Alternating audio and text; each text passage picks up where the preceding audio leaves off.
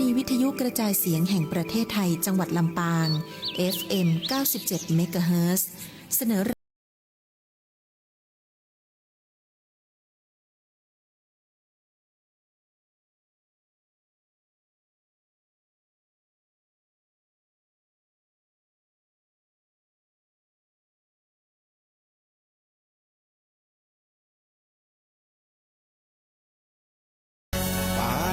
ติปาตาเวรมณีอทินนาทานาเวรมณีกาเมมุสาสุราเม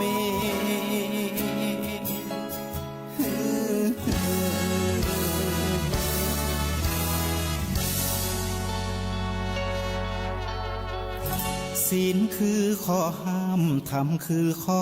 ให้พุทธองค์ตรัสไว้ชี้ทางใจให้ภาคเพียร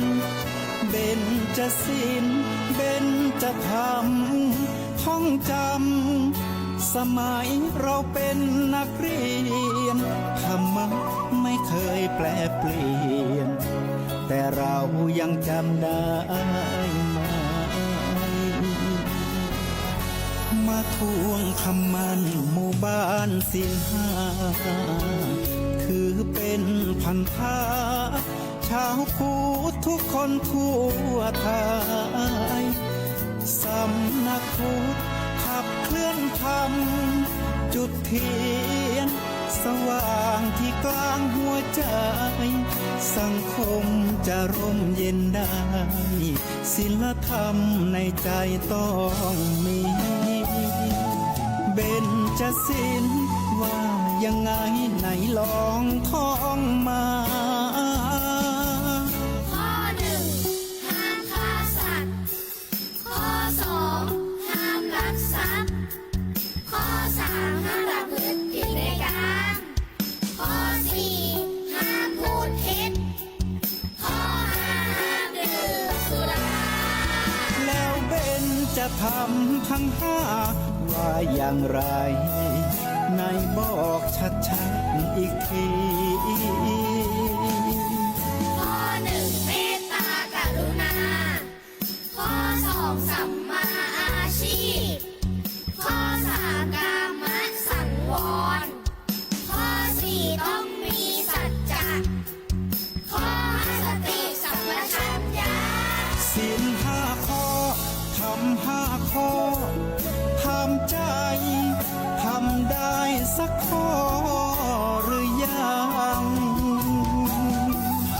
มีศีลสุขล้ำมีธรรมสุขใจวอนพี่น้องไทยช่วยกันใส่ใจจริงจังยุคสมัยสื่อออนไลน์ทั้งโทรโจมตีใจเราทุกทางมีศีลมีธรรมเคียงข้าง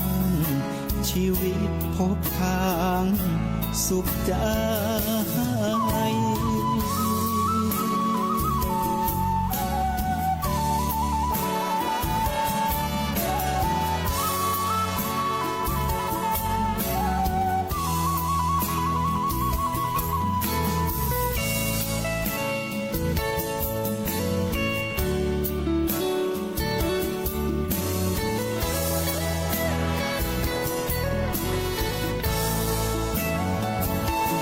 เบญจศีล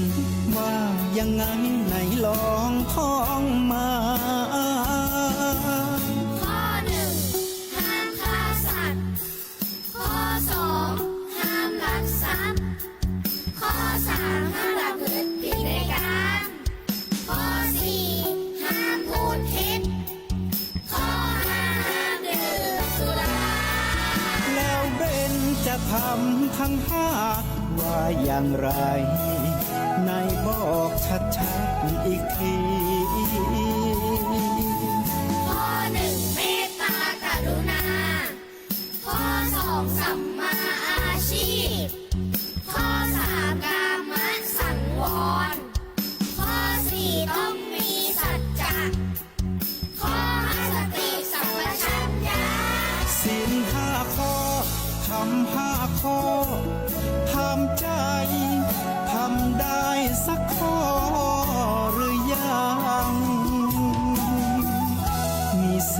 สุขล้ำมีธรรมสุขใจ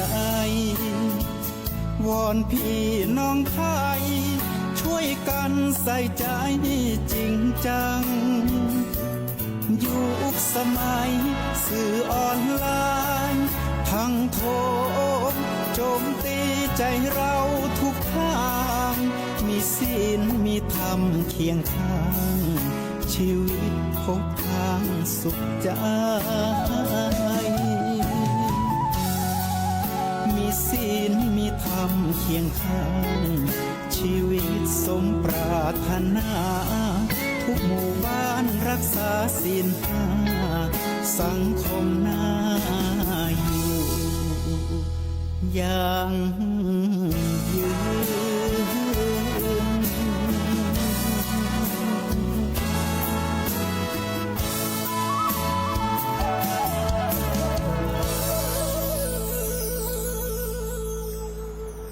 เริ่มต้นวันใหม่ต่อไปแหมครั้งอันตีผาดพรั่งตะวานั่นนะก็จ้างมันเตอะบอดีไปถือสาปล่อยผ่านไปนะแล้วมาเริ่มต้นนับหนึ่งแถมหนไผว่าตัวกลเป็นซิทธิ์ของคนเฮานี่มีลมหายใจจะไปหลีกลี่ปัญหาจูจีจังมันตั้งใจสู้ไว้คนเฮามีฝันต้องมีสักวันเป็นแต่ขึ้นได้มัวหนังโศกาจงว่าหำให้บ่แม่นตุกไผจะป้นเนี่ยไปทำไปห้อมหลายสืบค้นที่จะปาให้ได้ดีมันหามันเซาะนะบดีหล่นนี้นะเนี่ยดีได้ดีท่องจำให้ขึ้นปาดเอาน้ำตาอำลาสะอื่นนะปกแข็งใจคืนสู้ไว้ล่มแล้วลุกขึ้นยืนนะฟื้นตื่นปีไทยเจ้าหมู่เหนือไตจุคนคอนวันตานอบน้อมนำกุศลกุลพระพุทธพระธรรมพระสงฆ์จงดลเหมือนงานกันทั่วหน้าวันนี้วันจันทร์สดใสวิไลเจิดจ้านะจึงส่งข่าวมาวันนี้อันใดผิดพลาดก็ขอให้ได้จ่วยจี้จะไปว่าอันอีและนายเฮยนะก็ขอเจริญพรขอบคุณกับกำข่าวขุนชูเกียรติกาวิชานะตั้งเชียงใหม่ชมรมข่าวห้ามกำเครือนะได้นะเอามาหายมาไล่ให้กันฟังกับคณะสัตยาติโยมทั้งหลายที่เปิดรายการธรรมะยามเจ้าในช่วงตอนเจ้าวันนี้นะฮะทางสทรปาง FM 97 เมกะเฮิรตซ์ ก็จะมีคณะสงฆ์จังหวัดลำปางเฮานะได้มามีส่วนร่วมในการขับเคลื่อนธรรมะยามเจ้าพระเถระพระสงฆ์ผู้เผยแผ่ธรรมทั้งหลายนะมาช่วยกันเผยแผ่ธรรมในวันเสาร์วันอาทิตย์นะวันเสาร์พระโคสิริธรรมบัณฑิตเจ้าวาดวัดมิ่งเมืองมูลนะรองผู้อำนวยการวิทยาลัยสงฆ์นครลำปางวันอาทิตย์ก็จะเป็นพระโคสิริธรรมวิพัฒน์นะสถิตธรรมวิพัฒน์เจ้าวาดวัดบ้านไร่ศิลาทองเจ้าหน้าตำบลพิจัยเขต 3ก็จะได้มาบรรยายธรรมนะเอานำธรรมะมาโอ้มาจ่าพร้อมกับพระเลขานะที่เป็นจะมาร่วมกันในช่วงตอนเจ้าวันเสาร์วันอาทิตย์นะ นะในส่วนของตังบ้านเฮาบางเตียก็ติดภารกิจกันนะก็จะมีตังเป็นห้องว่าตังกรุงเทพของกรมประชาสัมพันธ์เพื่อจะตัดเข้ามานะของท่านพระมหาไพบูลย์อภิปุณโญนะจัดไปเพื่อให้มีธรรมะในช่วงยามเจ้านะสืบเนื่องกันไปให้กับคณะสัตยาติโยมสาธุชนทั้งหลายได้เปิดเจ้ามานะ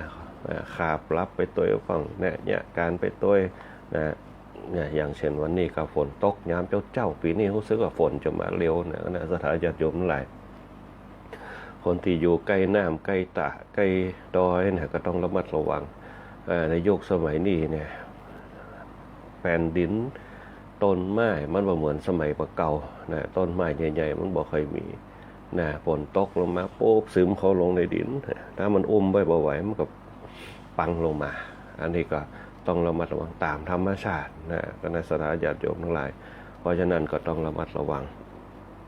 อย่างที่เขาได้ยินข่าวตั้งเมษายนก็มาแหมละตั้งเชียงใหม่ก็มาแหมละตั้งบ้านเฮาตะวาหันน้ำตาแม่หวังก็น้ำแดงๆเขาต้องระมัดระวังเอาไว้ นะโดยความเป็นห่วงเป็นใยรายการธรรมะยามเจ้านะตังสอลำปางของเขานะตังสถานีวิทยุของเขาก็จะมีหัวหน้าผู้อำนวยการสถานีคนเดือนอินตาเป็นต้นที่เวลาออกอากาศคนกาญจนาอินทานะหัวหน้าฝ่ายรายการนะแล้วก็คนแอลชุติการเราใช้คนก้อยอัชราพรพงจันทร์คนบรรหาสุยะนะที่คอยกำลังใจในรายการธรรมะยามเจ้าของเราตัวแล้วก็ตั้งฝ่ายช่างหัวหน้าประสานทีมทองนะคนแหลมเพชรนันตาแสงคนปูปิงพงศ์สุริแสนช่างต่อเขาตัววันนี้เขาได้ช่างต่อควบคุมภาพควบคุมเสียงนะคือกับหมู่เฮาทั้งหลายนะได้ฟังได้ยินได้เห็นภาพกันนะในช่วงธรรมะยามเจ้าในวันนี้นะก็เป็นไปตามวาระนะที่เขาจะได้โอ้กันตีสุดท้ายเขาลืมบัดได้ก็คณะสัทธาญาติโยมของเขานั่นเองบางผู้บางท่านก็ได้มาคือข้อคิดนะบางผู้บางท่านก็ได้มาร่วมนะในการเสริมเติมแต่งธรรมะยามเจ้ากันนะพุทธวิสัชนากันบางผู้บางท่านก็พิมพ์มากันนะคือข้อคิดต่างๆไม่ว่าจะเป็นแนวทางแนวธรรมะต่างๆนะในช่วงตอนยามเจ้าก็แต่หลายสถานีก็เริ่มจะมีธรรมะกันนักขึ้นไม่ว่าจะเป็นตั้ง106.5 วิทยุเพื่อการศึกษาวิทยาลัยสงฆ์นครลำปางเขาตัวนะหลายที่หลายท่านนะหลายสถานีที่บนจัดกันก็จะมีธรรมะเป็นเปื้อนโกคิดมิตรกูบ้านให้กับคณะสัทธาญาติโยมทั้งหลายนะอันนี้ก็เป็นแนวหนึ่งนะแนวหนึ่งที่เขาจะได้นำเอาแนวทางนะแนวธรรมต่างๆมามาจากให้กับคณะสัทธาญาติโยมทั้งหลายนะได้นำออกมาเป็นข้อคิดนะในการดำเนินชีวิตของแต่ละคนแต่ละท่านไปนะแต่ว่าก็ได้มีโอกาสนะคนเฮาว่าได้มีโอกาสไปงานกินงานตาลนะตั้งวัดนากวมเหนือนะโดยเฉพาะหลวงพ่อธรรมครูวรการโควิดเจ้านะ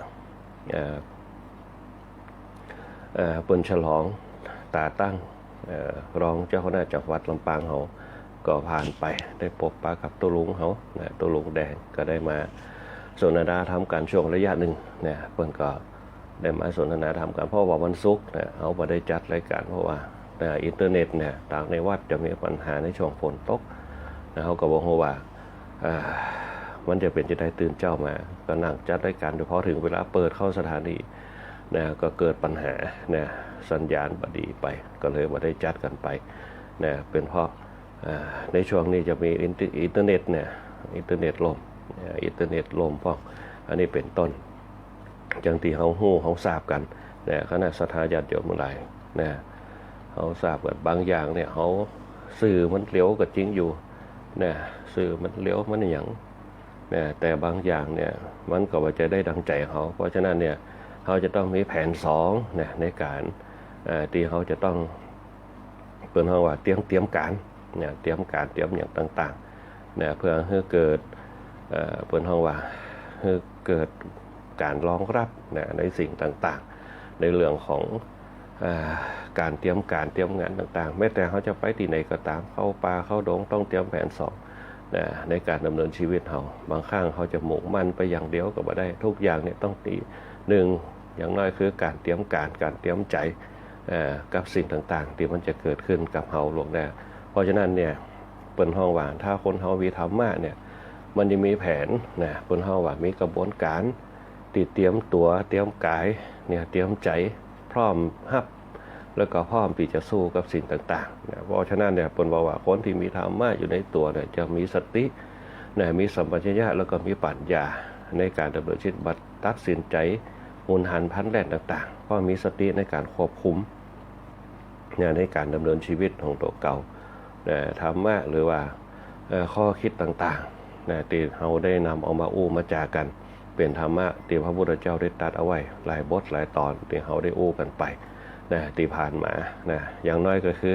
เป้าหมายในการดำเนินชีวิตเขาคือปัญญาที่พระพุทธเจ้าสอนธรรมะคือกับหมู่เขาทั้งหลายคือมีปัญญาตรงนี้แหละมันจะแยกเขาเนี่ยเกิดเปิ้นว่าเกิดปารมีเนี่ย แล้วอย่างที่เขาเนี่ยเปิ้นห้องว่าอานิสงส์ต่างๆปัญญาปารมีเนี่ยอานิสงส์ของเปิ้นเนี่ยตรงนี้เป็นต้นเนี่ยเพราะฉะนั้นเนี่ยคณะสัตยาติโยมคนที่ฟังธรรมะปุ๊บจะมีข้อคิดในการกำหนดชีวิตของตัวเขาว่าอันไหนควรทำอันไหนบ่ควรทำอันไหนควรยับยั้งอันไหนควรดำเนินการต่อไปเนี่ยเปิ้นห้องว่าธรรมะที่บล่าหลังในการดำเนินชีวิตของเขาเนี่ยตรงนี้เป็นต้นที่ผ่านมาเนี่ยเขาจะเห็นได้หลายๆสิ่งหลายๆอย่างในการดำเนินชีวิตของเขาในการดำเนินชีวิตของมนุษย์คนเขาทั้งหลายเนี่ยเปิ้นห้องว่าในการดำเนินชีวิตแต่ละคนแต่ละท่านจะต้องผ่านไปในการต่อสู้ในการดิ้นรนต่างๆเนี่ยเพื่อให้เกิดประโยชน์ในการดำเนินชีวิตของแต่ละคนแต่ละท่านไปนะบอกว่าการต่อสู้นะบอกว่าการทำอาหารกินนะที่เขาได้เปิ้นเฮาว่าได้ผ่านได้ประสบอย่างต่างๆนะบางคนก็พลาดพลั้งไปนะบางคนก็สามารถเปิ้นเฮาว่าบรรลุเป้าหมายตรงนั้นไปได้นะอันนี้ก็ขึ้นอยู่ที่เขามีแนวทางนะมีแนวธรรมต่างๆนะในการดำเนินชีวิตของแต่ละคนแต่ละท่านนะอันนี้ก็เป็นส่วนหนึ่งนะที่เขามีธรรมะอยู่ในตัวในตนก็ที่ผ่านมานะเขาก็มีเนื้อหาสาระธรรมต่างๆในการสร้างฐานในการดำเนินชีวิตฐานในการดำเนินชีวิตของคนเขาเนี่ยเพิ่นบอกว่าจะต้องมีหลักมีเกณฑ์นะทุกคนต้องมีหลักเหมือนกับเขาร่างกายเขาเนี่ยมีหลักนะในการดำเนินชีวิตคือเนี่ยจะได้ให้ร่างกายเขาแข็งแรงเปิ้นเฮาว่าในส่วนภายนอกนะเนี่ยจะได้ให้เขาแข็งแรง1เขาจะต้องกินข้าวละ2กินน้ำกินข้าวกินผลไม้ต่างๆนะให้ร่างกายเขาได้รับสารอาหารนะในการดำเนินชีวิตของเขา นะมนุษย์คนเขาทั้งหลายเนี่ยเปิ้นเฮาว่าสรรหาเรื่องการกินเนี่ยได้เก่งนะที่จะเอามาให้ถูกใจเขาเนี่ยสังเกตพอเวลาเขาจะกินอย่างเนี่ยที่มันล้ำๆเนี่ยอันนี้แน่นอนนะเขาจะกินอย่างที่มันล้ำๆนะว่าจะเป็นเข้าป่าอาหารที่มันถูกใจเขาเนี่ยคำว่าถูกใจเขานะตรงนั้นแหละมันเป็นส่วนหนึ่งนะเปิ้นห้องว่ายอดของมันนะเสน่ห์ปลายจวะที่เปิ้นหวานนะกินข้าวนี่เป็นธรรมดาเพื่อให้อยู่แต่ถ้ามันบางคนกินมันถูกใจปุ๊บขอให้มันได้กินได้มันถูกใจนะเหมือนกับคนเฒ่าเฮาบางเตียกับข้าวเนี่ยมันกินได้นะกินไปวันๆกินไปกินอย่างได้หมดแต่ถ้ามันถูกใจปุ๊บมันถึงมีหันอย่างนะมันเหมาะมันจื่นใจนะมันได้คนเฮาได้ความอิ่มใจนะเหมือนกับเฮาทำบุญเนี่ยบางคนทำบุญปุ๊บเนี่ยได้ความอิ่มอกอิ่มใจนะได้ความอิ่มอกอิ่มใจนะได้ความเต็มใจในธรรมนะวันนั้นแกเฮาในยุคสมัยเก่านะเปิ้นนึงทำบุญทำแต่นะเปิ้นทำบุญทำแต่บ่ว่าจะเป็นในเรื่องของงานกินงานตานต่างๆนะเปิ้นทำแต่นะในการดำเนินชีวิตของเปิ้นนะเปิ้นทำแต่นะสร้างบุญสร้างกุศลถามว่ามันจะเกิดขึ้นมากับตัวเฮาเนี่ยมันเป็นความสุขได้ทำแล้วมันอิ่มอกอิ่มใจได้ทำแล้วนะบางแต่เวลาเขาแก่ตัวมาปุ๊บเนี่ยมันจะมีหันอย่างคณะสัตยาติโยมหลายคนห้องสัมผัสที่6ความรู้สึกต่างๆมันจะละเอียดอ่อนเนี่ยมันจะโห่ด้วยธรรมชาติของมันที่ผ่านมามันจะโห่ว่าเนี่ยมันเป็นจะอั้นมันเป็นมันเป็นเหตุการณ์แบบนั้นเป็นเหตุการณ์แม้แต่นิมิตคำฝันเนี่ยเขาก็มาเป็นคำคิดบางคนฝันหาพ่อหาแม่หาญาติหาลูกหาหลานเนี่ยพอฝันปุ๊บจะแก้คำฝันได้จะได้ก็ต้านขันเข้าผมเนี่ยก็ทำตานเนี่ยทำบุญทำตานไปทำบุญทำตานจะได้อย่างของในการเริ่มต้นก็คือได้ไปหาพระสงฆ์เนี่ยถามว่าได้ศีลก็บางคนไปได้5ศีลแต่ไปถึงปุ๊บเนี่ยการสำรวมนี่แหละคือการได้ศีลไปละนะสระญาติโยมเขาสำรวมคือแบบไหนคือเตรียมสิ่งของเตรียมกายเตรียมใจเตรียมวาจาตั้งหน้าตั้งแต่เอาวัตถุสิ่งของนั่นแหละไปส่องหน้าตัวเจ้านั่นแหละคือได้ศีลคือความเป็นปกติคือความตั้งใจนะอันนั้นแหละถือศีลที่ชัดเจนที่เปิ้นว่าเป็นศีลภายใน ศีลภายนอกที่เป็นภาคปฏิบัติเฮาน่ะคือเฮาได้มีจิตวิญญาณมีสามัญสำนึกที่เฮารับไปว่ามะยังพันเตติสรเนนะสหปัญจศีลานิยาจะมาเฮาได้ตั้งใจเนี่ยได้ความแน่นใจเหมือนกับเฮาหยาดน้ำเนี่ยลงดินอันนี้ลักษณะเดียวกันแต่บางครั้งเขาไปถวายสังฆทานปุ๊บเนี่ยสิ่งที่เขาจะได้ศีลได้ก็ศีลห้าศีลก็บ่ได้ห้าศีลแต่เขาได้ศีลก็ได้นะเวลาเขาไปปุ๊บหนึ่งเขาเตรียมกายเตรียมใจเตรียมวาจาจัดดาศีลของนั่นแหละคือการสำรวมการรวบรวมการสำรวมเนี่ยก็คือการได้ศีลตั้งแต่เริ่มต้นจากบ้านนะเขาเตรียมสิ่งของไปปุ๊บเผื่อไปเผื่อแผ่เผื่อเมตตาเจือจานกันทั้งกายแล้วก็ทั้งใจแน่ตรงนี้ปุ๊บถ้าเขาเข้าใจสิ่งเหล่านี้ปุ๊บมันจะเป็นบารมีเขาเนี่ยคือเกิดความเจริญนะบารมีก็คือความเจริญนี่แหละที่มันเกิดขึ้นในอกในใจเขาบารมีคือความเต็มใจคือการเติมเต็มนะปาละมีปรมะเนี่ยคือการปาละคือพูดถึงฝั่งที่เขาตั้งใจนะปาละเนี่ยปาละครูพูดถึงฝั่งปาละคือการเติมเต็มนะเต็มอกเต็มใจเนี่ยได้แน่นใจเนี่ยเขาเนี่ยเปิดอายุยืนก็เพราะว่าได้เนี่ยอย่างได้มันเต็มอกเต็มใจนะอันเนี้ยเป็นต้นเนี่ยคือสร้างปุญพวกเราแก่เขาสมัยแต่ก่อนผมไปเจ้าหู้หนังสือแต่เพิ่นทำด้วยอารมณ์และก็จิตวิญญาณแห่งความรู้สึกนั่นแหละเขาจึงอยู่ด้วยกันได้อย่างคนเขาว่าทั้งภายในแล้วก็ภายนอกเขาจึงปั่นใจให้กันได้คนในยุคสมัยบัดเดียวแบบปั่นใจให้กันนะถึงวันนี้ไผ่ใหญ่ก็ได้เปรียบไผ่มีแห้งก็ได้เปรียบกันไปนะไผ่มีเงินก็ได้เปรียบกันไป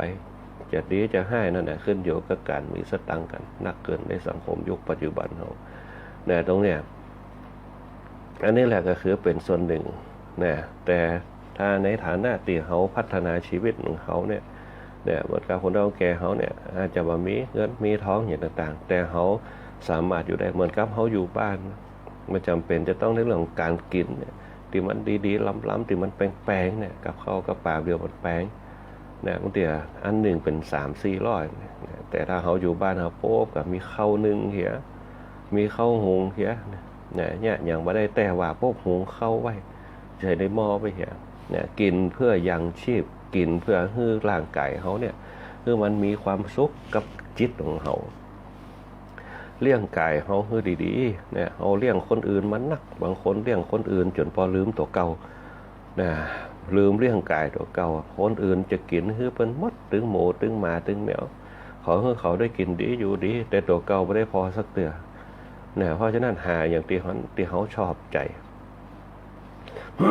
นะที่เขาสามารถอิ่มใจได้ในสิ่งที่เขาทำโดยเฉพาะร่างกายเขาเนี่ยบางครูบางท่านที่อย่างเปิ่นถึงกินข้าวกับมะม่วงได้กินข้าวกับนัดได้กินข้าวกับกล้วยได้กินข้าวกับแคบหมูได้แค่ตะเอียอยู่ได้เพราะหนึ่งกินด้วยความอิ่มใจกินด้วยความเต็มใจความอิ่มใจกับความเต็มใจเนี่ยคือพลังภายในเอาเกิดความอิ่มใจก็คือปีติความเต็มใจก็คือปารมีเขาเติมปีติกับปารมีไว้ตั้งแต่พื้นฐานเขาแล้วนั่นแหละของเขาเปิดจริงอายุยืนกันพอมันมีความเต็มใจความอิ่มใจเกิดขึ้นเนี่ยความไว้วางใจมันจึงมีกับตัวกับตนบางเตียบ่ได้กินกันจังมันเดี๋ยววันหน้าก็มีถ้าเขามีตังค์กันเขาก็ซื้อถ้าเขาบ่มีตังค์ก็บ่ซื้ออย่างทุเรียนเนี่ยบางคนกินแต่กินหวานกิโลเป็น180กิโล180ซื้อจีนมาแกงได้เลี้ยงคนได้เป็น6-7 คนบางคนก็ซื้อกินกำเดียวกันลงปุ่นสวมปุ่นบางคนกินขอให้มันปองปีปองเดือนคนปะเก่าล่ะกินได้กินก็กินให้มันปองปีปองเดือนกำโอของเปิ้นปองปีปองเดือนได้กินนั่นกินนี่คือมันได้ปองปีปองเดือนอาตมาจำได้เอาน้องแกเพิ่นว่ากินแต่มันปองปีปองเดือนคือมันได้หู้ไปได้กินเนี่ยคือร่างกายที่มันได้ไปตันเปิ้นแค่นั้นอันนี้เป็นต้นอันนี้เรื่องการดูแลร่างกายเพิ่นแต่เพิ่นจะกินพวกที่มันมีประโยชน์เนี่ยกับข้าวกับปลากินพ่องแกงแค่พ่องแกงโน้มให้พ่องหน้านี่ก็เฮ็ดหน้าฝนตกเฮ็ดทอพ่องเฮ็ดไข่พ่องแกงพักพ่องตำน้ำพริก ปลาทูพ่องกับว่าให้พ่องเนี่ยยอดมาให้พ่องเนี่ยอันนี้เป็นต้นนี่แหละเปิ้นคนเฒ่าแก่เขาเปิ้นเนี่ยเวลาอยากให้กินอย่างปุ๊บก็ไปเก็บละเนี่ยพักมันโป่งตามหัวตามอย่างปุ๊บก็เก็บมาพักแกบพ่องแกงใส่จิ้นส้มแคบหมูบีบปะโคเสียเนี่ยสมุนไพรทั้งนั้นเนี่ยกินไปปุ๊บมีความสุขเนี่ยว่าต้องอืดต้องเฟ้อด้วยนะอันเนี้ยคือความเป็นอยู่ในเรื่องของการกินนะการกินอายุมันเลยยืนกันเนี่ยคนสมัยเดียวปุ๊บเดี๋ยวกับหมูกระทะเดี๋ยวกับอย่างปุ๊บเหมือนอย่างคือการย่อยอย่างลำบากเนี่ยเปิ่นดูแลกันภายนอก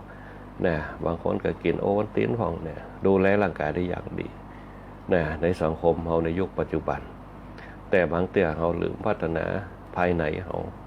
พัฒนาภายในของเขาจะพัฒนาจะพัฒนาให้มันปล่อยวางให้ได้เห็นทุกอย่างเป็นธรรมดา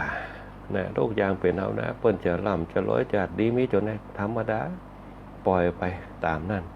ขอแนมเขาดำเนินชีวิตได้อย่างมีความสุขอยู่กับตัวเก่าให้มีความสุขอยู่กับลูกหลานให้มีความสุขอยู่กับ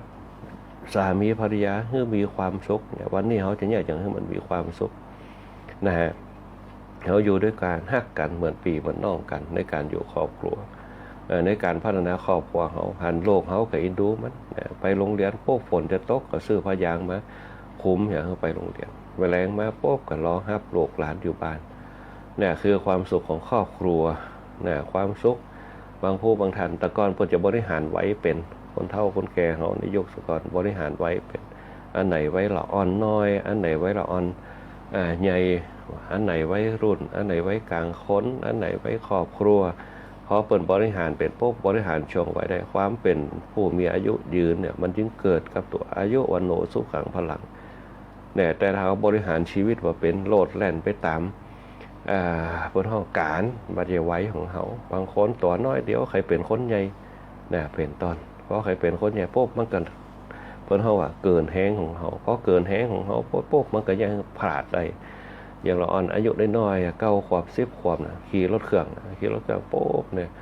มันตัวน้อยอยู่ความคิดอย่างต่างๆว่าโหว่ามันจะเกิดภัยจะได้มีบ่หินอยู่ทั้งหน้ามีหลุมอยู่ทั้งหน้าก็เนี่ยขี่รถเครื่องไปตกหลุมตกบ่อรถแฉลบป่องเนี่ยตายไปครับเนี่ยเพราะว่าความเป็นละอ่อนสติบางครั้งเนี่ยมันบ่สามารถที่จะพอไปทั้งหน้าไกลๆได้อย่างเตี้ยขี่รถเครื่องตาพอซ้ายพอขวาอันเนี้ยเป็นต้นเปิ้นจึงบอกว่าละอ่อนบางเตี้ยเนี่ยคนใหญ่จะต้องแกบตัวในยุคสมัยแต่ก่อนบางเตี้ยเปิ้นบ่ฮื้อหยังแม้แต่ไปเล่นน้ำเล่นหนองแม้แต่จะขี่รถเนี่ยเปิ้นบ่ใจฝึกคือเตี้ยต้องปนไหวจนเปิ้นไว้ใจเนี่ยคือบ่ประมาทนั่นน่ะเปิ้นถึงจะปล่อยเนี่ยบ่ได้ว่าเปิ้นจะบ่ปล่อยอันนี้เป็นต้นนี่แหละเพิ่นเฮาว่าการพัฒนาชีวิตในช่วงสมัยแต่ก่อนเพิ่นจะฮู้จักบริหารกายกับบริหารใจบริหารใจเนี่ยถ้ามันบ่ไหวปุ๊บเพิ่นก็คือละอ่อนไปวัดเพิ่นจะฮื้อไปฮู้ไปหันเนี่ยสิ่งดีสิ่งบ่ดีนะต้องไปฟังคำสอนนะคนนั้นแก่เขาเวลาไปวัดปุ๊บจะไปฟังคำสอนจะไปฟังธรรมก็จะมีธรรมบรรยายอย่างสมัยปัจจุบันจะเป็นธรรมเมืองนี่แหละเนี่ยเนื้อหาสาระสรุปมาก็มีศีลมีทานมีภาวนามีศีลมีทานมีภาวนาศีล5 ข้อทาน2 อย่างทานสิ่งของกับทานพฤติกรรมคือทานกันไปปล่อยวางกันเนี่ยเราได้ยินมานี่แหละคือการสะสมธรรมะเนี่ยสะสมธรรมะเนี่ยเรามีสติเมื่อเราประมาทเนี่ยเพิ่นก็จำศีลได้นะห้ามเบียดเบียนกันห้ามด่ากันเนี่ยห้ามลักขโมยจกของกันห้ามละเมิดสิทธิกันทั้งฮู้จักเพศจักไว้นะเดี๋ยวก็ต้องรู้จักการอู้การจาอันไหนเป็นคนใหญ่อันไหนเป็นละอ่อนอันไหนมีสาระอันไหนมีสาระนะเปิ้นจะเน้นกันแต่เปิ้นเน้นภายใน นะเน้นภายในในจิตของเปิ้นนั่นเองสุดท้ายแล้วปุ๊บเนี่ยคือพยายามตั้งตัวตั้งตนให้มีสติคนเฒ่าแก่ในในยุคสมัยว่าเก่าเพิ่นมีสติแม้แต่จะกินเหล้าเมายางานกินงานตานไปเนี่ยการน่ะแปลงเฮียนแปลงหยังน่ะเปิ้นกินเหล้ากันเพื่อให้มีแหงเป็นยากระไสสังเกตพอยากระใสจะมีเหล้ามีอย่างอยู่ในปนนะครับนะเปิ่นกินกันคือคล้ายเนื้อคล้ายตัวหายเจ็บเนื้อเจ็บตัวกันแก้ปวดเมื่อยกันนะฮะนั่นเนี่ยแต่ถามว่าเมาแต่เปิ่นก็มีสติของเปิ่นนะเปิ่นเข้าบ้านเข้าจอบมาเปิ่นบ่พิษลูกพิษเมียนะบ่แต่ว่าเนี่ยจะบ่มีปัญหากับสังคมภายนอกตึกกะลากัดเตียดในบ้านเถอะ เนี่ยบุกเฮียนของเนี่ยบุกหม้อน้ำของตุบสัวเนี่ยในสมัยแต่ก่อนได้ยินอยู่ว่าแต่บนปากไก่ทะเลาะกันข้างบ้านข้างจองเนี่ยข้างบ้านข้างจองเนี่ยถ้ามีอย่างนั้นจะไปเดียดดังเด้อเอิ้นกันมาเพิ่นก็ดักอย่าบ่ใจเหมือนกับบ่เดียวลองเอิ้นไปพอละปุ๊บเนี่ยเอิ้นมาปุ๊บเนี่ยบ่เห็นถือฟิตฝาบ้านในยุคปัจจุบันแต่ก่อนเปิ้นเจือกันเปิ้นฟังกันนั่นแหละเปิ้นมีสติถึงมีความรู้น้อยเนี่ยบางคนบ่จบป .4 ด้วยซ้ำแต่ได้ยินข้างบ้านเปิ้นเตือนมาก็เงียบคาบรับอย่าตื่นเจ้ามาสวงหายซะน่ะในสังคมในยุคก่อนในยุคที่เปิ้นฮ้องว่าการศึกษายังบ่พัฒนาแต่เดียวการศึกษาพัฒนาไปเยอะนะคนจบสูงมีนักนะยกสูงมีนักแต่ขาดความยั่งคิดยั่งทำเนี่ยมีความประมาทสูงมันจึงเห็นเหตุการณ์ต่างๆที่เกิดขึ้นนะสังเกตพอแต่เนี่ยร้อยเรื่องพันเรื่องมาจากเขาประมาทในสติกันทั้งนั้นมันจึงยังเขาผิดพลาดเนี่ยเพราะฉะนั้นการดำเนินชีวิตเนี่ยไปตามพื้นฐานของศีลเนี่ยเปิ้นเฮาว่าอย่างน้อยก็คือเนี่ยเขามีสติศีลทานภาวนาทำให้เกิดปัญญาแต่ปัญญาจะเกิดขึ้นได้จะต้องมีสติสัมปชัญญะเพราะศีลสมาธิปัญญาเป็นศูนย์รวบรวมสติสัมปชัญญะเพื่อให้เกิดปัญญาในการพิจารณาแต่ปัญญาจะต้องมีอาหารของเปิ้นติเตือนสติเนี่ยพอคนมีปัญญาแล้วปุ๊บจะว่าคนบางคนมีปัญญาแต่ขาดสติก็ไปตั้งหน้าติ๊กนะฮะแต่ถ้าคนมีปัญญาเปิ้นมีข้อคิดต่างๆนะอย่างเช่นบางเตี่ยเขาทำบุญแ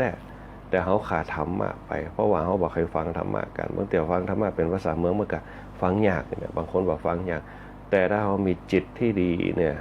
มันสามารถบรรลุธรรมะตรงนั้นได้นะบรรลุธรรมะตรงนั้นได้บางเตี่ยเป็นกำเมืองเนี่ยอย่างทำมหาวิบากมาไล่โพธิ์โลกเนี่ยต่างๆที่เขาไปเป็นทำน้องเปิ้นเมืองบางคนก็บอกว่าฟังธรรมะซ้ำน้องเปิ้นเมืองฟังบักใครหูเหลืองทั้งๆเป็นคนเหนือเขาเนี่ยพอฟังไปโป๊บจับใจเนื้อหาต่างๆจับเล็กจับน้อยได้ไปโป๊บเนี่ยมันก็หนีมาพ้นเรื่องศีลทานภาวนาเนี่ยแม้แต่สัตว์เดรัจฉานในสมัยพุทธกาลเนี่ยข้างขาวตัวหนึ่งนะอยู่ในถ้ำตามรักในถ้ำมันจะมีข้างขาวเป็นหมื่นเป็นแสนตัวเนี่ยเพราะมันเป็นสถานที่มืดและลบแสงลบอย่างไม่วันได้เนี่ยก็มีอยู่ครั้งหนึ่งโป๊บเนี่ยมีพระสงฆ์รูปหนึ่งเนี่ยเปิ่นไปปฏิบัติธรรมในถ้ำพอไปปฏิบัติธรรมในถ้ำโป๊บเนี่ยเดินเข้าไปในถ้ำไปสำรวจถ้ำก่อนเนี่ยไปสำรวจถ้ำโป๊บว่าจะมาปฏิบัติมาจำศีลภาวนาอยู่ในถ้ำแห่งนี้นะพอเข้าไปโป๊บข้างขาวหลายพันตัวที่อยู่ในถ้ำตกใจหมดโอ้มาละเนี่ยผู้ทำลายเนี่ยผู้ฆ่าผู้ทำลายมาละมนุษย์เนี่ยผู้ฆ่าผู้ทำลายเนี่ยมาละบินกันตะเลิดเปิดเปิงออกจากถ้ำไป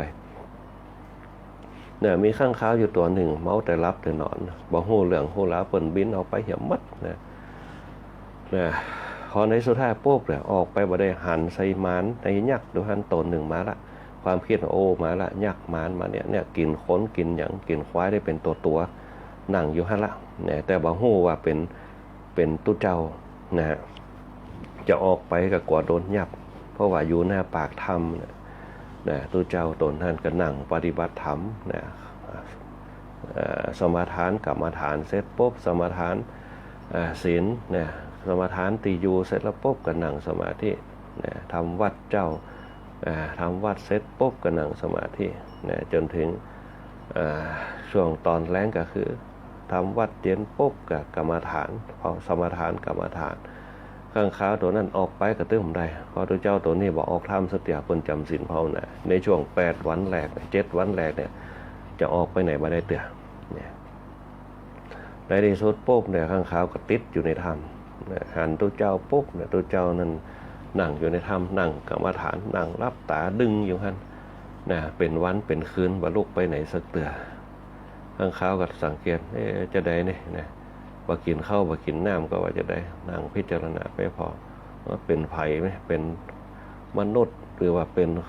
อย่างยักษ์เป็นม้าแต่พอสัตว์เดรัจฉานจะบ่ฮู้ว่า คนมนุษย์สังเกตบ่ออกเพราะบ่สามารถจะมีสติปัญญาแยกแยะได้เพราะสัตว์เดรัจฉานจะบ่ฮู้จักเพศจักวัยจักฐานะมันจึงผสมพันธุ์พ่อแม่ยังเหมือนกันหมด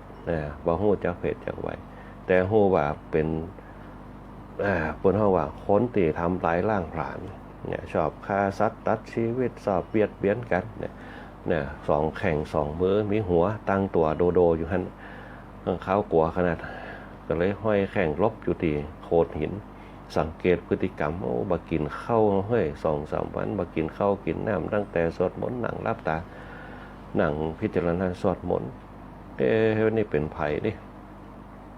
ผมก็มีอย่างคนอื่นเนี่ยแปลกอยู่อย่างนึงบอกมีผมเนี่ยใส่ผ้าชุดเดียวน้ำก็มาอาบในช่วงนั้นแล้วข้าวนี่ก็กินกับหัวเพือกหัวมันต่างๆที่เตรียมมานั่งพิจารณาไปนะพิจารณาไปปุ๊บเนี่ยอาศัยสัญชาตญาณที่ตัวเก่าเสาะหากินไปป้าใส่สีนี่มันเหมือนกับสีที่เขาเคยหันเจ้ามาออกเป็นบันหัวร้อนๆเขาใส่บาตรกัน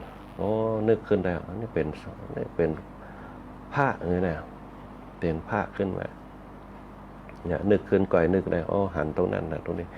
นึกไปจนได้ที่สุดปุ๊บเนี่ยวันสุดท้ายวันที่7เนี่ยวันที่7ที่ตุเจ้าเนี่ยจะออกอันนี้ตัวออกนิโรธตัวที่เปิ่นมาภาวนากันออกกรรมตัวเปิ่นห้องออกกรรมเนี่ยข้างเขานั่นในช่วงระยะเวลาลืมตัวคิดไปนักหลายเรื่องที่เห็นตุเจ้าตัวนั้นนั่งอยู่ยังบ่ฮู้เป็นตุเจ้าเพราะวันที่7ปุ๊บเนี่ยนึกขึ้นได้นี่ไปเป็นสมณะนี่นะเป็นตุเจ้าเนี่ยที่ได้ยินเสียงแม่เจ้าปู่วันนั่นเสียงสวดมนต์นี่นะฟังปุ๊บนึกขึ้นได้ปุ๊บ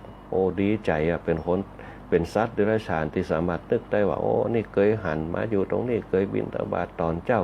อยู่ตามวัดตามบ้านเนี่ยมีคนใส่บาตรได้ยินว่าเปิ้นบ่ทำไล่เบียดเบียนไผเป็นสมณะเป็นผู้สงบ ดีใจปุ๊บก็ลืมตัวด้วยแหงตีตัวเขาไปได้กินข้าวเมาแต่เพ่งอยู่เนี่ย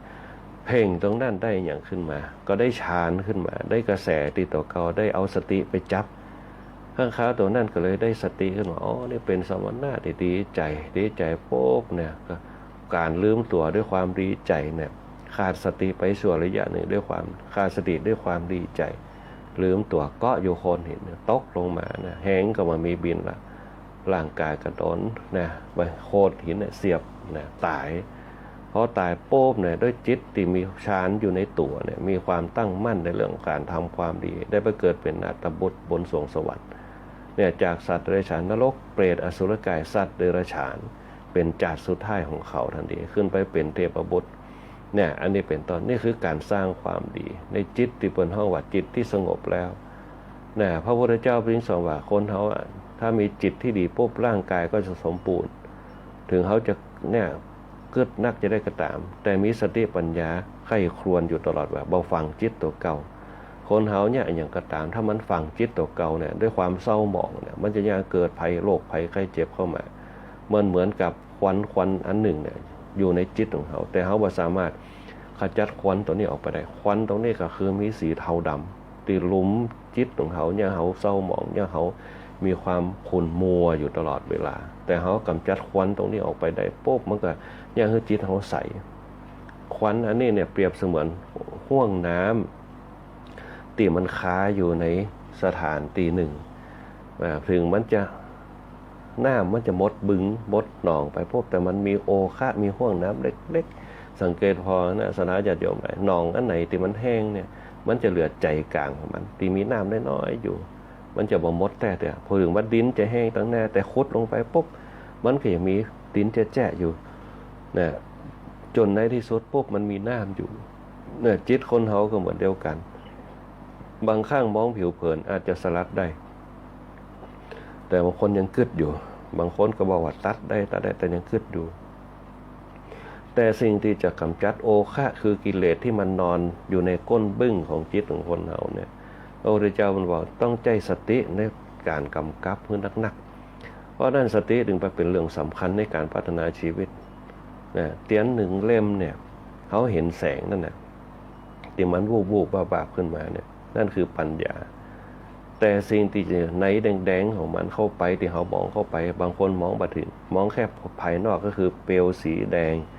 แต่สิ่งที่เป็นจุดประกายให้มันเป็นแสงขึ้นมานะนั่นแหละคือสตินะที่มันไหวไปมาแต่เปลวของไฟมันไหวไปเพราะลมพระพุทธเจ้าเป็นที่สอนว่าจิตคนเขามันอยู่จิตมันอยู่นั่นตลอดเหมือนจับไส้เตียนมันไม่สามารถจะโดนลมปัดเพื่อวันไหวไปได้เพียงแต่ว่าแสงตรงนั้นแหละปัญญาตรงนั้นแหละสำคัญที่สุดถ้าคนที่มีปัญญาแล้วปุ๊บมันจะบ่หวั่นไหวเพราะแรงลม นะมันจะไม่มีทางแต่มันจะมีปัญญาในการแก้ปัญหาเนี่ยให้เกิดแสงสว่างขึ้นมา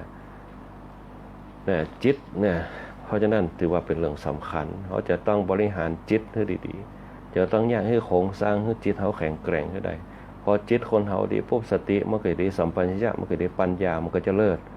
เนี่ยถ้าจิตบดีปุ๊บสติมันก็จะมาปัญญามันก็จะบังเกิดเพราะนั้นสติถือว่าเป็นตัวที่เป็นตัวหลักในการพัฒนาชีวิตเขาเนี่ยเพราะฉะนั้นเนี่ยคณะสัตยาติโยมทั้งหลายเนี่ยการฟังธรรมะคือการเสริมอาหารสติตัวเองเนี่ยถึงบางครั้งเนี่ยมันอาจจะใจมาได้ในปัจจุบันแต่มันอาจจะใจได้ในอนาคตในขณะที่เฮาละจากโลกนี้ไปในการสร้างบารมีธรรมขึ้นมาเนี่ยมันจะมีโครงสร้างศีลทานภาวนาเมื่อศีลมันอยู่ตัวอยู่คงที่อยู่แล้วกับตัวเฮาเมื่อทานมันคงตัวอยู่ที่แล้วในตัวเฮาแล้วปุ๊บเนี่ยภาวนามันเกิดความเจริญละเจริญกายเจริญใจเจริญวาจาละเนี่ยแต่สิ่งที่สำคัญที่สุดก็คือธรรมะนี่แหละความเป็นธรรมชาติแต่เขาจะไปมองว่าธรรมะคือคำสอนอย่างเดียวนะธรรมะคือความเป็นธรรมชาติเมื่อศีลเมื่อทานเมื่อภาวนาเขาแจ้ปัญญาของเขาในการฟังธรรมะหรือการในการเพ่งพินิจสิ่งต่างๆคือเกิดความเป็นไปแห่งธรรมชาตินั่นแหละเขาจะรู้ถึงจุดเป้าหมายความไม่เที่ยงของสังขารความไม่เที่ยงของธรรมชาติเป็นห้องกฎแห่งไตรลักษณ์เขาต้องรู้ความเป็นไปเดียวเพราะฉะนั้นเนี่ยเมื่อเขามีตัวเนี่ยอยู่ในจิตของเขาแล้วปุ๊บเนี่ยเขาจะต้องมองโลกคือเป็นในสังคมยุคปัจจุบันคนมันบ่เหมือนกันเหมือนกับนิ้ว5นิ้วที่เขายืนออกมาปุ๊บมันบ่เท่ากันความทัดเทียมเท่าเทียมกันที่มันจะฮื้อตรงใจมันเป็นไปได้ยากเพราะฉะนั้นเนี่ยเมื่อเขามีพลังตรงนี้แล้วปุ๊บเนี่ยเขาจะต้องสร้างปัญธรรมะก็คือธรรมชาตินั่นแหละธรรมะบารมีทำให้เกิดปัญญาบารมีถ้าเขามีธรรมะมีปัญญาปุ๊บมันจะแยกแยะอันอย่างเป็นอันอย่างถูกแล้วมันธรรมะตรงนี้แหละมันจะเป็นเซนเซอร์ป้องกันตัวเขาเนี่ยเขาบักขาดสติเป็นต้นในยุคหน้าเนี่ยจะสำคัญมากเพราะคนเขาจะมีความเชื่อในตัวเก่ามากกว่าเชื่อผู้อื่นมันจะมีความเชื่อในคติคำสอนต่อปณิธานในตัวเองมากกว่าปณิธานคนอื่นสังเกตพอเขาหันอย่างเยอะแยะมากมายในสังคมยุคปัจจุบันว่าจะเป็นเรื่องราวต่างๆอันเนี้ยเขาจะต้องใจสติพิจารณาแต่ธรรมชาติหรือว่าธรรมะเนี่ยคงที่อยู่ตลอดเวลาแต่เอามาใจแล้วปุ๊บสามารถเตือนสติเอาได้สามารถเอามาพัฒนาชีวิตเอาได้ในการดำเนินชีวิตเหมือนกับที่ไปในการสร้างผลหัวสร้างพลังภายในพลังภายนอกบุญกินบุญทานบุญศีลบุญทานบุญภาวนาเนี่ยเป็นพลังภายในเป็นห้องบุญกิริยาวัตถุ3ประการสัมผัสไม่ได้แต่รับรู้ได้ด้วยวิญญาณความรู้สึกต่างๆอันนี้เป็นต้นถ้าเขาสร้างญาณตัวเก่าได้สร้างความรู้สึกตรงนั้นนั่นแหละเขาจะมีพลังใจพลังจิตทีนี้เขาอยู่ต่อสู้กับสิ่งต่างๆได้ธรรมะเปรียบเสมือนเซนเซอร์ที่เขาจะต้องนำเอาสายตาเขาความรู้สึกเขาไปสัมผัสโดยเนี่ยเกิดฌานกระแสเขาเพื่อไปสัมผัสแล้วปุ๊บเนี่ยเกิดอย่างเขาว่าอันนี้เป็นจะใดลักเหตุผลเขาก็เอาธรรมะระดับมาเป็นข้อคิดเหมือนกับพระพุทธเจ้าบอกว่าเนี่ย ข้อคิดข้อวิจัยต่างๆติดตาเขาไปสัมผัสหูเขาได้ยินหลักการนั่นก็คือผลเขาว่าความจริงอันประเสริฐที่เราเห็นจากจิตของเขานั่นเองตาเขาหันปุ๊บเนี่ยจิตของเขาไปสัมผัสเขาเอามานั่นแหละคือปัญหานั่นแหละคือปัญญานั่นแหละคือทุกข์นั่นแหละคือสุขพุทธเจ้าจริงเอาเป็นกลางเป็นกุศโลบายเป็นอริยสัจสี่ความจริงอันประเสริฐที่เราเห็นเขาเห็นด้วยความจริงแต่เขาจะลองตัวเองบ่ได้ทุกอย่างทุกคนเขาเห็นด้วยตาการกอบมาด้วยตาแต่บางครั้งที่เขาบิดเบือนไปเพราะอย่างหนึ่งเพราะว่าการปกปิดบางครั้งการปกปิดเพื่ออย่างต่างๆขึ้นอยู่กับจิตของเขานั่นเองแต่ที่เขาหันเขาทำเป็นประหันเป็นต้นในสังคมยุคปัจจุบันแต่ถ้าเอามาใช้ในทางที่ดีก็ไม่มีปัญหาแต่ถ้าเอามาใช้ในทางที่ไม่ดีปุ๊บมันก็เป็นการหลอกลวงกันหลอกลวงตัวเก่านั่นเองคณะสัตยาติโยมเพราะฉะนั้นเนี่ยสิ่งที่เขามาคิดเนี่ยเป็นธรรมะนั่นเอง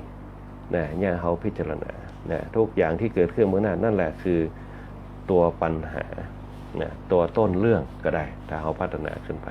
เนี่ยเกิดปัญญาเขา เอามาพัฒนาชีวิตเขาเนี่ยเพราะฉะนั้นเนี่ยอย่าลืมธรรมะเนี่ยเป็นข้อคิดของเขานั่นเองธรรมะมี 84,000 พระธรรมขันธ์เป็นสูตรสำเร็จที่พระพุทธเจ้าค้นคว้ามาและให้เขานำออกมาคิดเนี่ยอย่างเช่นถึงวันเนี่ยฝนตกมาปุ๊บเนี่ยเขาอย่างถึงต้องจำเป็นต้องไปทำงานเนี่ยเพราะการดิ้นรนเพื่อปากเพื่อท้องเขาต้องทำการทำงานแต่สิ่งที่อย่างนี้เขาฝ่าฟันไปได้หนึ่งความเพียรบางคนจะต้องไปเปิดร้านเปิดอย่างเดินทางไปทำงานตั้งแจวโฮมตั้งวังเหนือตั้งเสริมงามตั้งแม่พริกต้องเดินทางละเนี่ยเพราะอย่างเพราะเขามีหน้าที่ตรงนั้นเนี่ยบางคนก็มีบ้านอยู่ในเวียงถึงเวลาปุ๊บเจ้ามาก็ไปทำงานแม่พริกเนี่ยเพราะอย่างเขาถึงไปเพราะความภาคเพียรถ้าเขามีความภาคเพียรไปไม่มีความเพียรก็ได้เขาก็อยู่บ้านเถียวันนี้ฝนตกนอนรับอยู่บ้านแต่สิ่งที่เขาจะโดนคืออย่างโดนก็คือหนึ่งความขัดข้องตามหน้าที่ของเราที่เขาได้ฮับไปที่เขาได้เป็นสัจจะสัญญาเอาไว้ในการทำงานนั้นๆตรงนี้เป็นต้นแต่อาศัยความเพียรตื่นเจ้ามาเขาจึงไปอาศัยความเพียรอาศัยความเพียรเฉพาะอาศัยความอดทนจึงทำงานอยู่ตรงนั้นได้ปีกลับไปกลับไปกลับไปกลับเนี่ยบางคนทำมาเป็นเกือบจะเกษียณวิ่งรถไปขึ้นวังเหนือพ่องแจ้งโฮมพ่องอาศัยวิริยะความภาคเพียรแล้วก็ขันติความอดทนจึงอยู่ยงคงกระพันไปทำกันจนปลดเกษียณไปบางคนหมดรถเป็นการไปทำกันนั่นแหละคือธรรมะแต่มันเกิดขึ้นในจิตของเขาแต่เขาอย่าลืมไปว่าธรรมะหรือว่าสัจธรรมคือความจริงเขาจะพูดถึงว่าต้องเอามาพัฒนาตัวเก่าหัวข้อธรรมต่างๆที่เขาได้ปฏิบัติมาดังน้อยก็คือเขามีละขันติความอดทนวิริยะความภาคเพียรที่เขาสามารถอยู่ยงคงกระพันได้แฮมปุ๊บอย่างคือเขาจนอายุ60ทำการทำงานได้ทั้งที่เขาวิ่งรถตลอดบางคนวิ่งไปเชียงใหม่พ่องทำงานจะธรรมดาอยู่ลำปางไปทำงานเชียงใหม่ต้องวิ่งรถจนปลดเกษียณอายุ60ที่อย่างถึงทำได้ล่ะคณะสัตยาญาติโยมทั้งหลายความเพียรเขามีอยู่แล้วขันติเขามีอยู่แล้วแต่เขามีธรรมะลึกๆอยู่ในจิตเขาคือศรัทธาเขาเรียกว่าพละ5กำลัง5ของกายพละ5หรือกำลัง5ของกายข้อแรกก็จะมีคือศรัทธาคือความเชื่อมั่นพอเขามีความอดทนมีความภาคเพียรปุ๊บเขาจะมีศรัทธาในตัวเก่าเขาต้องทำเพื่อใดเขาต้องไปเพื่อใดเขาต้องทำงานตามเวลาใดทำจะยี่จะรอจนเป็นนิสัยตื่นเช้ามาต้องไปตื่นเช้ามาต้องไปสุดท้ายเราปุ๊บสัจธรรมคือความจริงปลดเกษียณคนชีวิตที่มันเบาสบายที่สุดคือปลดเกษียณมีเวลาเป็นของตัวเก่ามากขึ้นแต่เวลาเหลือน้อยลงไปอันนี้เวลาเหลือน้อยลงไปความสุขที่แท้จริงนี่คือการอยู่ที่ตัวเราให้มากๆถ้าเรามีอยู่กับตัวเราขึ้นหน้าปุ๊บแล้วก็มีสติในการควบคุมมีสติในการควบคุมปุ๊บมีสัมปชัญญะในการสกิดตัวเก่าได้สติคือความระลึกได้สัมปชัญญะความรู้ตัวสกิดตัวเก่าเขาเป็นภัยเขาเนี่ยอย่างอยู่เขาจะได้เขาผิดพลาดตรงไหนเอามาเซ็นเซอร์มาแก้ไขปัญหาพอมาพัฒนาตรงนี้ได้แล้วปุ๊บมันเกิดอย่างให้เขาความสุขของเขาอยู่ที่ตัวเขานั่นเองใหม่ๆอาจจะติดผ่องบางคนพอติดในการมาคุณทั้งหลายที่เขาเคยทำการทำงานมีบนห้องโลกกระทำแปลกในการควบคุมยศตำแหน่งต่างๆแต่พอสวะไปโป๊บมันก็บ่เหลืออย่างมันก็ธรรมดาแต่สิ่งที่สำคัญที่เขาจะได้มาก็คือสัจธรรมคือความจริงสัจธรรมคือความจริงอยู่ได้แบบสบายส่วนมากคนเขาจะเข้าหาธรรมชาติภายนอกไปนักเอาแล้วพ้นเกษียณมาโป๊บกับไปไห่ไปสวนพัฒนาชีวิตเก่าซื้อเตี่ยวไว้ปุ๊บก็ไปปลูกต้นไม้เจ้ามาก็ไปดูแลต้นไม้อย่างต่างๆเริ่มเข้าหาธรรมะบางคนก็เข้าหาธรรมะที่เป็นสาธารณธรรมคือมีจิตสาธารณะไปวัดไปวาช่วยการช่วยงานทำงานเพื่อบริการสังคมเป็นกรรมการวัดพ้องเป็นต้นเป็นคนห้องว่าจิตสาธารณะในเรื่องของต้นบุญต่างๆของเป็นต้นสุดท้ายแล้วพวกสิ่งเหล่านี้แหละเขาเป็นคนที่เข้าหาสังคมอันนี้เป็นต้นเยอะแยะในสังคมยุคปัจจุบันเขาทำงานบริการสังคมพ้องเปิดห้องว่า มันจะแตกย่อยออกมาธรรมะมันจะแตกย่อยออกมาคือพลังภายในเนี่ยคนเขาอายุมั่นขวัญยืนกันบนห้องพละ5กำลัง5หนึ่งข้อพละ5เนี่ยมีอย่างเป็นข้อแรกก็คือศรัทธาคือความเชื่อมั่นศรัทธาพละมีความเชื่อมั่นพอมีศรัทธาปุ๊บมีความเพียรวิริยะพละเป็นตัวขับเคลื่อนความเพียรเป็นตัวขับเคลื่อนปุ๊บเนี่ยคือเขามีสติคือความระลึกได้มีความคุณหัดเกิดได้อย่างต่างๆมีสติพิจารณาสิ่งต่างๆขึ้นมาแล้วหลังจากนั้นไปปุ๊บเนี่ยมันจะมีความตั้งมั่นความตั้งมั่นเปิดห้อสมาธิพละมีความตั้งมั่นในสิ่งที่เราทำขึ้นมามันจึงจบมาปุ๊บเนี่ยหรือว่าบรรลุเป้าหมายปุ๊บเขาสำเร็จลุล่วงไปด้วยดีอย่างชีวิตเขาบางคนอาจจะพลาดไปบางคนพลาดไปก็มีสุดท้ายเราปุ๊บก็หนีบาป้นเรื่องปัญญาในการพิจารณาสิ่งต่างๆในการดำเนินชีวิตของเขานั่นเองนี่แหละคือการบนห้องว่ามันจะมีธรรมะลุดออกมาของมันคนเดียวมันเพื่อประคองชีวิตเขาให้อยู่ได้เพราะฉะนั้นเนี่ยการที่อย่างนี้คือธรรมะมันเจอจรัสกับตัวเองปุ๊บเนี่ยจะต้องทำไปตามข้อปฏิบัติต่างๆที่เปิดห้องว่าสร้างความดีสร้างประโยชน์ให้มากๆอันไหนที่มันเป็นความดีสร้างประโยชน์มันเป็นธรรมะทั้งนั้นที่เราทำแล้วมีความสุขที่มันบ่เบียดเบียนภัยที่มันบ่ทำร้ายภัยที่มันบ่ละเมิดสิทธิภัยนั่นแหละศีล5นั่นแหละมันจะเป็นข้อวัด1ครับบ่เบียดเบียนภัยทั้งกายวาจาใจตั้งกรรมกำจา2บ่ละเมิดสิทธิภัยปล่อยเขาสิทธิภัยสิทธิมันสังคมเฮาในยุคก่อนๆที่อยู่ได้เพราะอย่างเพราะบ่ละเมิดสิทธิกันอยู่กันเหมือนพี่เหมือนน้องจึงเอาภัยตึงตักเตือนกันได้ข้อที่2อาทินนาทานนี่แหละอาทินนาทานคือว่าล่วงล้ำก้ำเกินกันให้โอกาสให้อภัยซึ่งกันและกันเปิดห้องว่าปฏิบัติดำเนินชีวิตด้วยความเหมาะสมสัมมาอาชีพที่มันอยู่กับอาทินนาทานแต่เฮามุ่งเน้นอาทินนาทานเนี่ยคือลักขโมยเปิดตั้งไว้คำว่าลักขโมยเนี่ยละเมิดสิทธิกันตรงนี้เป็นต้นถ้าเฮานำเอามาเป็นข้อเตือนตัวเก่าพวกมันจะแย่เขาเนี่ยหู้จักสิทธิซึ่งกันและกัน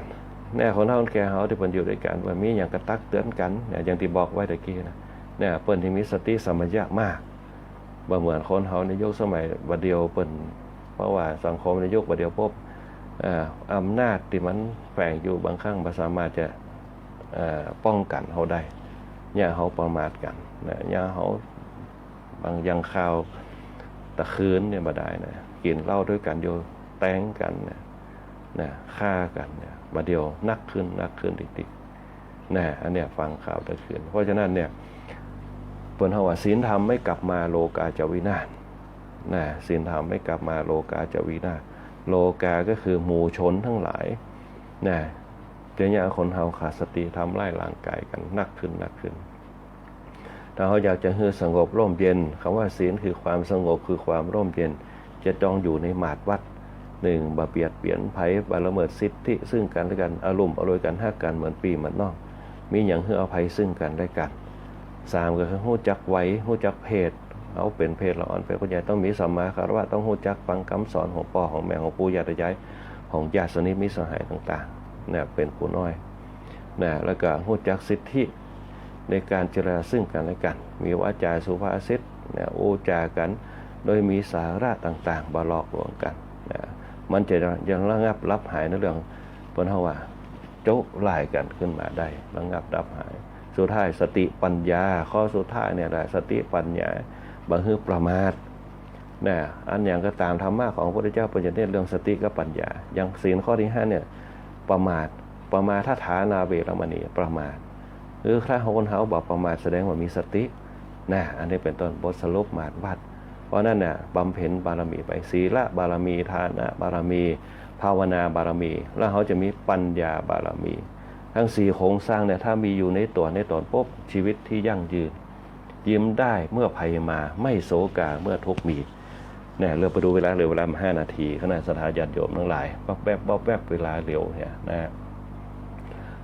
คิดว่าคงจะพอสมควรแก่เวลาในธรรมะยามเจ้าในวันนี้ ขอความสุขความเจริญจงมีแด่คณะสัทธาญาติโยมกูคู่กูคนที่เข้ามาเป็นกำลังใจในรายการธรรมะยามเจ้าในช่วงฝนตกปล่อยๆนะบางทีก็ตกหนักนะตกหนักเหมือนกันนะต่อเจริญพรอนุโมทนาบุญธรรมะบารมีกับคุณโยมสรวุฒิคุณโยมแสงเดือนคุณโยมลาวันคุณโยมมิชิโกคุณโยมปานอมคุณโยมแดงหวานคุณโยมดวนศรีคุณโยมมนชนกคุณโยมแม่เพ็ญศรีตัวนะคุณโยมอุศรีคุณโยมเพนคุณโยมธนชาคุณโยมจันทาคุณโยมแม่ที่วาวันคุณโยมปานอมคุณโยมสุภาวดีคุณโยมอุศรีคุณโยมศรีพันธ์คุณโยมจันฟองคุณโยมยุทธนาคุณโยมจันคำคุณโยมสง่าคุณโยมอาเม่งคุณโยมทีคุณโยมเอราวัณคุณโยมนพดลคุณโยมบวรคุณโยมโชคดีมีความสุขคุณโยมสมพรคุณโยมนพรัตน์ตัวแล้วก็คุณโยมข้าเชียนตัวคุณโยมโชคดีมีความสุขคุณโยมจงจุดคุณโยมบุญเทียงคุณโยมบวรคุณโยมนกยูงคุณโยมนพดลคุณโยมเอราวัณคุณโยมทีบาบิลอนคุณโยมศีลเสมอกันคุณโยมอาเม่งคุณโยมสง่าคุณโยมพิมพาคุณโยมยุทธนาคุณโยมจันคำคุณโยมอัชราพรคุณโยมพรคุณโยมสุภาวดีคุณโยมนพรัตน์คุณโยมชูสมรคุณโยมธนชาคุณโยมอุศรีคุณโยมแม่วินิตตัวคุณโยมบุญชนกคุณโยมแดงหวานคุณโยมปรานอมคุณโยมสรวุฒิคุณโยมแสงเดือนคุณโยมแม่เพ็ญศรีตัวแล้วก็ตุปีติคามโนภิกขุตุปีอภินันโทภิกขุพระครูพิทักษ์บริยานพระครูวิจารณ์บริการท่านพระครูโสพลตัวพระครูพรธรรมชัยตัวตาเลยบ้านไรตาเลยบ้านสังกำแพงเบืองเห่าตามมูลบ้านไรศิลาทองตัวที่ฟังรายการธรรมะยามเจ้าคุณแม่สลวยตามแป้นคัตริยาตัวแล้วก็คุณแม่สุรีตามด้านบ้านโตกหัวจ้างตัวตู้ลงแดงเขาตัวต่างวัดนาควมตะวันก็ได้พบปะกันได้สนทนาธรรมกันที่ฟังรายการธรรมะยามคุณแม่เป็นเพศตัวต่างบ้าน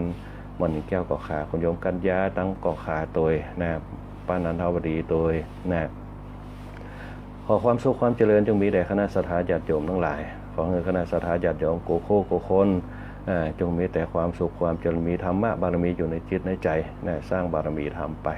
ความสิริมงคลก็จะเกิดกับตัวกับตนขอให้ทุกท่านมีอายุวันนะสุขาภละปฏิภาณธนสารวัตทุกผู้ทุกคนอัตมาภาพพ่อครูวิบูลย์ปริยัตยากรพร้อมกับช่างต่อว่าที่ร้อยตีอาทิตย์วันนะวารีมาควบคุมภาพควบคุมเสียงในช่วงวันนี้ก็สุดท้ายรายการตังวัดพระจิตรีสาวหลังเพิ่นจะมีงานประเพณีประจำปีสงฆ์ธรรมพระธาตุวัดพระจิตรีสาวหลังในวันที่8ถึงวันที่10มิถุนายน2568ขอประกาศข่าวให้กับคณะสัทธาญาติโยมสาธุชนหลายเลยครับผมทราบตัวงานประเพณีสงฆ์ธรรมพระธาตุวัดพระจิตรีสาวหลังวันที่8จนถึงวันที่10มิถุนายนเดือนเก้าเพ็งบ้านเฮาเพิ่นเฮาเดือนเก้าเพ็งเพิ่นจะทำบุญประเพณีประจำปีสงฆ์ธรรมพระธาตุต้องการสร้างเสริมสิริมงคลกับตัวเก่าก็ขอเชิญรวมทำบุญกันได้ที่วัดพระจิตรีสาวหลังงานประเพณีประจำปีทรงนามพระธาตุพระพุทธรูปแสนแช่ทองคำวันที่8ถึงวันที่10มิถุนายนขอความสุขความเจริญจงมีแด่คณะสัทธาญาติโยมกูโคโคนวันนี้อาตมาภาพพระครูบุญปริยัตยากรก็ขอเจริญพรลาด้วยเวลาแต่เพียงในโอกาสหน้าก็มาพบปะกันใหม่วันนี้ก็ขอเจริญพรติดตามรับฟังรายการธรรมะยามเช้าได้ใหม่ในวันและเวลาเดียวกันนี้ทางสถานีวิทยุกระจายเสียงแห่งประเทศไทยจังหวัดลำปาง FM 97 เมกะเฮิรตซ์